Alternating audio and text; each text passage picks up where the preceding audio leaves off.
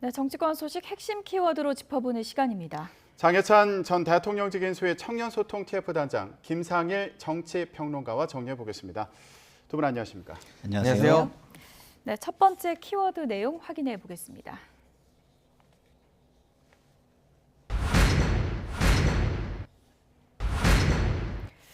나에겐 검증된 능력이 있다. 아니다. 떠나갈 철새다. 인천 계양 선거전이 뜨거워지고 있습니다. 장해찬 단장님, 계양 대첩이다 이렇게 불리고 있는데요. 최대 격전지로 지금 떠오르고 있어요. 그런데 보통 우리가 대첩이라는 표현을 쓸 때는 이 다윗이 골리앗을 이길 때 상대적으로 약세 전력이 강하다고 평가받는 사람을 이길 때 대첩이라고 쓰기 때문에 계양에서도 그 같은 이변이 일어날까 많은 유권자들의 관심, 또 정치권과 언론의 관심이 모아지고 있는 것 같고요. 지금 국민의힘에서는 이준석 대표가 계양에서 사전투표를 한다고 합니다. 그리고 어제였던가요? 지도부가 총출동해서 계양에서 선거대책회의를 열기도 했었는데요. 여기에 최근 영입한 당구 선수 차유람 씨도 함께 했었고요. 그만큼 계양에 공을 들이는 것은 이게 단순히 지역구 하나의 문제, 그리고 인천시장 선거에만 영향을 끼치는 문제가 아니기 때문입니다. 계양에서 출마한 이재명 후보에 대한 비판 여론, 비토 정서를 전국적으로 확대시키는 게 다소 느슨해질 수 있는 국민의힘 전통 지지층을 이번 지방선거에서 결집시키고 투표장으로 나오게 하는 그런 촉매제 역할을 할 수 있다는 판단을 당에서 내린 것 같고요. 사실 당의 지도부나 주요 인사들은 이번 지방선거에서 국민의힘 지지층이 결집하지 않을 것을 대단히 우려했었습니다. 3달 전 치러진 대선에서 대대적인 결집이 있었고 대통령이 취임한 게 불과 한 달 전이기 때문에 어느 정도 보수 유권자들의 마음이 조금 풀어지지 않았겠느냐. 그래서 상대적으로 투표율이 낮은 지선에서 보수는 결집이 느슨해지고 반대로 대선에서 아깝게 패배한 민주당 지지층이 결집하게 되면 굉장히 어려운 승부가 될 수도 있다는 예측을 했었는데 이게 이재명 후보의 출마 덕분에 그 보수 진영 내부에서 이재명 후보에 대한 비토 정서가 굉장히 강하지 않습니까? 인천 외에 다른 지역에서도 안 나올 수도 있었던 보수 진영 유권자들이 나올 수 있다. 이런 효과를 다들 기대하고 있고 또 일부 느끼고 있어서요. 그만큼 더 계양에서 이재명 후보를 상대로 한 선거전에 집중하게 되는 것 같습니다. 그만큼 인천 계양을 선거에 대한 관심이 뜨거운 상황인데 그렇다면 여기 분위기가 전체 판세에도 좀 영향을 미치고 있다고 보시는지 어떻게 보세요? 그동안 판세에 영향을 미쳤죠. 근데 저는 이제 사실상 이재명 후보가 지역구에 약간 올인하는 형세가 지금 되고 있거든요. 근데 그것을 과도하게 쫓아가서 이재명을 죽이는 모습? 이거는 저는 국민의힘의 역풍이 될 거라고 생각합니다.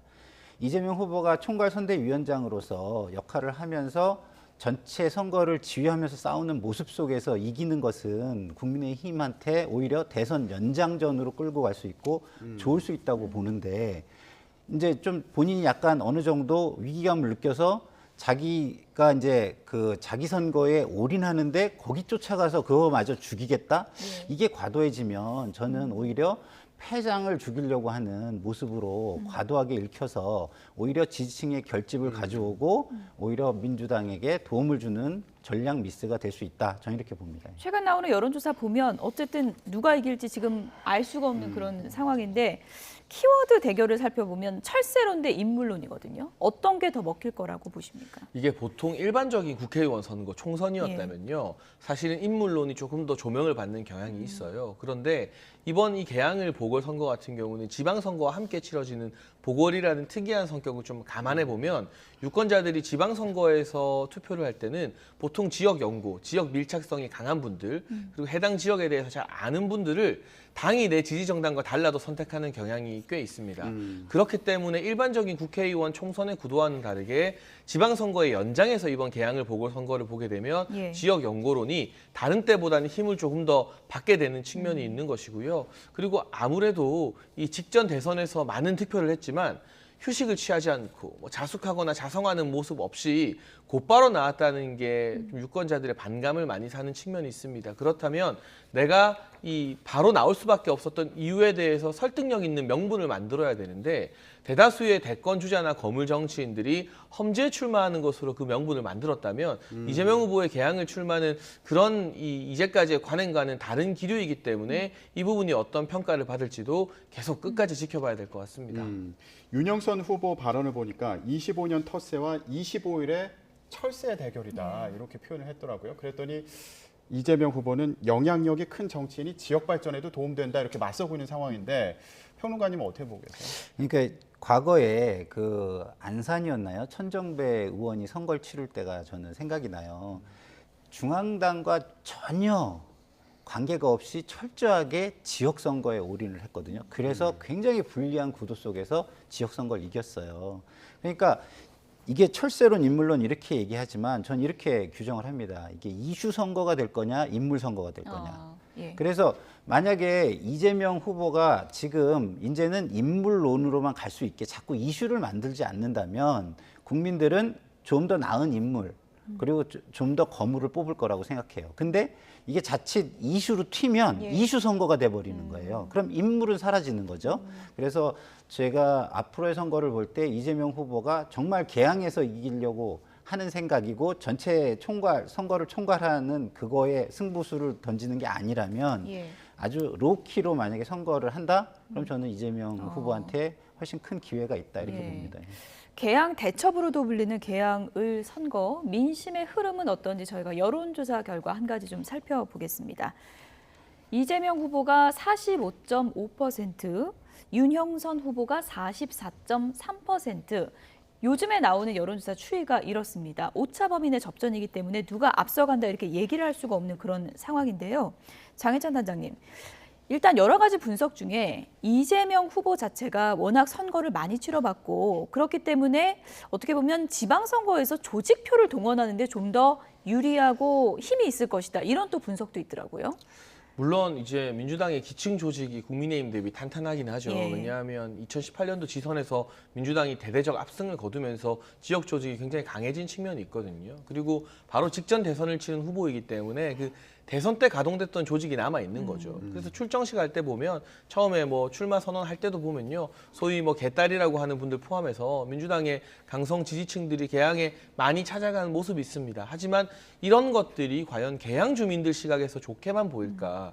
우리 지역 일꾼을 뽑는 선거인데 민주당의 뭐 개딸을 자처하는 분들 그리고 우리 지역과 상관없는 분들이 너무 많이 오는 게 어떻게 보면 거부감을 자아낼 수도 있어요. 앞서 김상일 평론가님 참 좋은 지적해 주셨는데 국민의힘 지도부가 이재명 후보를 밀착 마크하면서 개항에 전력을 투입하는 게 긍정적인 효과도 있지만 자칫하면 지역 주민 정서 건드릴 수 있다는 그런 위험성에 대해서도 계속 인지를 해야 되거든요. 매우 세밀하게 접근해야 되는데 그 부분에 있어서도 이재명 후보가 본인의 어떤 대선 주자로서의 영향력이나 조직력을 과신하다 보니까 첫 단추를 잘못 깼던 것 같고요. 지금은 이제 로우키로 지역 네. 이제 도는 유세에 집중하고 있습니다만 이 유세 전환의 타이밍이 조금 늦은 것 아니냐. 사실은 이 여론조사에서 윤영선 후보가 선전한다는 결과가 나온 뒤에도 한동안은 계속 개항을이 아닌 다른 지역으로 지원 유세를 많이 나가시다가 최근 이제 한 하루 이틀 사이에 기조가 바뀐 거거든요. 예. 이게 지역 주민들에게 오늘 사전투표 시작인데 과연 어느 정도 진정성 있는 변화로 읽힐지는 변수가 많이 남아 있어 보입니다. 네, 지금 선거 전략 좀 바뀐 부분에 대해서 말씀을 해주셨는데 네. 유세 방식을 이제 이전에 유튜브로 중계 많이 했잖아요. 그렇죠. 이제 비공개로 전환을 네, 했다고 네, 하더라고요. 이거 어떤 배경이 있는 것 같으세요? 아까도 제가 말씀드렸지만 이게 이슈 선거가 되면 안 돼요. 저희가 이렇게 많이 얘기하는 게 코끼리는 생각하지 마 이런 예. 얘기가 있잖아요. 근데 철새론이라는 지금 프레임에 오히려 걸려들고 있는 거예요. 근데 그것에서 이제 그걸 자각을 한 것이죠. 아, 이게 이렇게 이슈 선거가 되면 철새론이라는 프레임에 내가 들어가 버리는구나. 이렇게 돼서 이제 로키로 가게 되는데 그래도 가끔 이렇게 발언이 좀 약간 과하실 때가 있어요. 예. 좀 뭐 최근에 지금 논란이 되고 있는 외지인 발언이라든가 이런 것들은 외지인이라는 말이 왜 나옵니까? 철새론에 대응을 하기 위해서 오는 거거든요. 그렇죠. 그러면 철새론이라는 프레임을 강화하실 필요가 없어요. 이재명 후보가. 그래서 앞으로 그런 걸 좀 생각하면 시간은 저는 충분히 있다고 생각하고요. 이렇게 예. 로키로 전환하는 것은 굉장히 바른 전략이다. 그리고 본인의 발판, 그러니까 발밑이 탄탄해야 그걸 바탕으로 다른 데의 지원도 가능해진다. 이렇게 저는 말씀을 드리고 싶습니다. 지금 언급해 주신 이 외지인 발언이 어떻게 보면 프레임 대결을 더 강하게 해보려고 한 발언이지만 조금 그것은 좋은 전략은 아니었다 이렇게 지적해 주셨는데 어떻게 보십니까? 그렇죠. 사실은 인천에 계속 사시는 분들 그리고 개항을에 오래 거주하신 분들 입장에서는 아니 나는 여기에 뼈를 묻고 계속해서 살아가고 있고 우리 자식도 여기서 키울 건데 외지인이 많다니 그럼 내가 무시받는 건가라는 생각을 할 수가 있어요. 그러니까 전후 맥락이나 뭐 이런 걸 다 설명하면 문제될 발언이 하나도 없습니다. 문제는 대선 정도를 치르신 경험 있는 정치인이라면 이게 주민들에게 어떻게 다가갈지를 고려했어야 되는 건데 예. 이 발언 때문에 자꾸 설명이 필요해지는 거잖아요. 그러면 설명을 하다 보면 이 철새 대 텃새, 지역 토박이 대 뭐 날아온 철새 정신 이런 프레임이 계속 강화될 수밖에 없기 때문에 이거는 조금 실언인 것 같고요. 지금 국민의힘에서는 계속 이 지역 연고대 외부에서 날아온 좀 양지로 날아온 철새다 이 프레임을 강조하고 있는데 이 국민의힘이 만든 프레임 안에서 사실 이재명 후보가 싸울 필요가 없는 것이거든요. 그냥 본인은 여기에 대해서 대응하지 않고 툭툭 끊어내고 자기 이야기를 하면 됩니다. 그런데 그 자기 이야기가 나오는 타이밍이 조금 늦었던 것 같고 이런 외지인 발언 때문에 자꾸 국민의힘이 만든 전장에서 싸우게 되는 거예요. 이 부분이 지금 이재명 후보가 고전하는 가장 큰 이유가 네. 아닌가 싶습니다. 지금 말씀해 주신 것처럼 네. 본인 발언에 대해서 이제 해명을 하고 이런 논란들을 좀 해소하는 과정을 겪고요. 네. 그러면서 동시에 요즘에 아까 말씀하신 것처럼 지역에 좀 집중을 하는 그런 모습을 보이고 요새도 네. 비공개로 전환을 하고 네. 그러다 보니까 이게 개항을 후보이기도 하지만 총괄선대위원장이잖아요. 네. 다른 지역도 좀 챙겨야 될 텐데 그런 여유가 좀 안 보이는 것 같아요. 그러니까 이제 그동안 해봤잖아요. 했는데 이게 대선의 연장전으로 가서 좋을 게 없다 이렇게 판단을 한 것이겠죠. 그러면 기본적으로는 이재명의 인물 이것이 부각이 되는 게 굉장히 중요해요. 무엇을 했고 어떤 성과를 냈고 이런 얘기를 해야 되는데 이게 큰 프레임 이슈 싸움으로 가면 그런 건 다 사라지거든요. 그럼 개항 속으로 들어가면 그런 얘기를 할 수가 있죠. 예. 주민들과 하면서 자연스럽게 그것이 그 후일담 내지는 취재에 의해서 그 기사화가 되고 이런 것들이 알려지면 그걸 기반으로 해가지고 또 전국적인 메시지를 낼 수 있는 기회가 생겨요. 이게 그래서 정치인들이 가장 실수를 하는 게 뭐냐면 조급함이거든요.